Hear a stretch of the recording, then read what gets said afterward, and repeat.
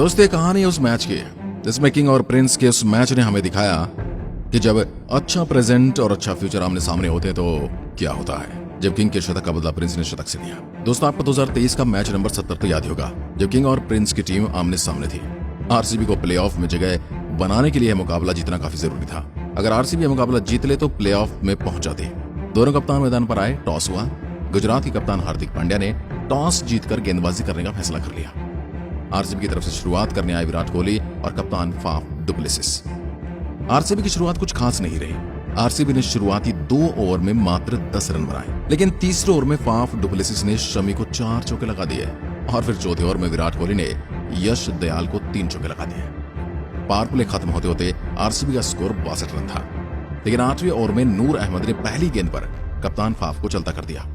Faf के बाद batting करने आए मैक्सवेल और मैक्सवेल ने आते ही पहली बॉल पर छक्का और एक चौका लगाकर अपनी शुरुआत की। लेकिन मैक्सवेल की यह ताबड़तोड़ पारी ज्यादा देर तक नहीं चली। 9वें ओवर में राशिद खान के आते ही दूसरी गेंद पर मैक्सवेल को बोल्ड कर दिया।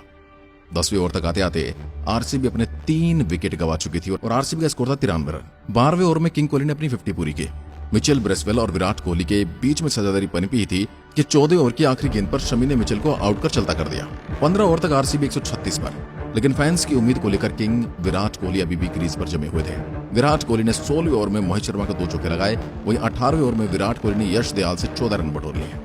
19 ओवर के बाद आरसीबी का स्कोर 182 पर पहुंचा था और किंग कोहली 99 पर पहुंच गए थे। 20वां ओवर करने आए मोहित शर्मा और पहली गेंद पर एक सिंगल लेकर विराट कोहली ने अपना शतक पूरा किया।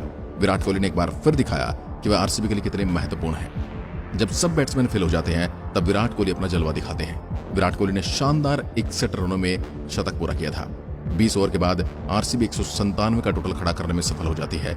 विराट कोहली के इस शतक के बाद सबको लग रहा था आरसीबी यह मैच जीत सकती है, क्योंकि 200 का टारगेट चेज करना इतना भी आसान नहीं होता। 20 ओवर तक लगातार 10 की रन रेट से रन बनाना कोई आसान काम नहीं है। अगर आरसीबी ने कुछ विकेट जल्दी ले लिए तो प्लेऑफ में जाने का रास्ता खुल जाएगा। अब गुजरात टाइटंस के सामने 120 गेंदों में 198 रनों का लक्ष्य था।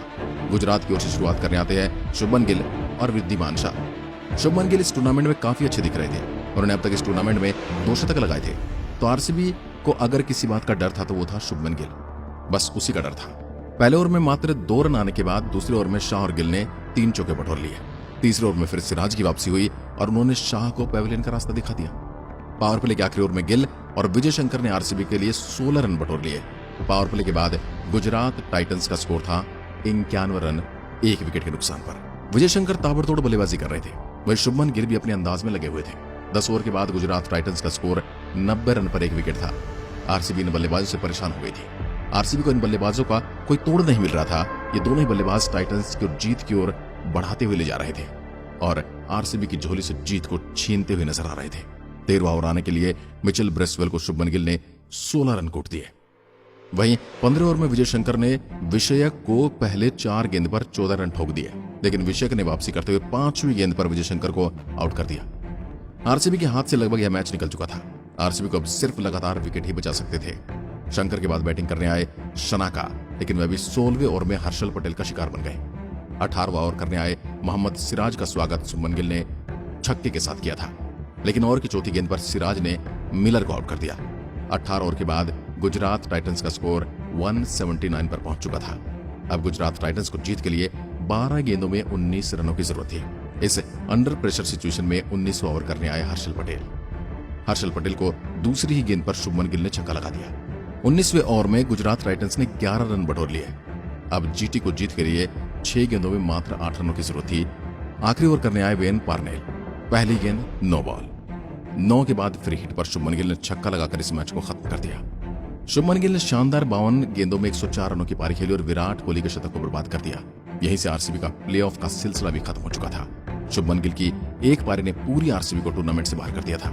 इस तरह किंग विराट कोहली ने इस मैच में शतक लगाया और अपनी ही टीम को संभाला। वहीं प्रिंस ने भी उसके जवाब में एक शानदार ताबड़तोड़ शतक लगाया और आरसीबी को टूर्नामेंट से बाहर कर दिया और अपनी टीम के लिए जीत सुनिश्चित कर दी।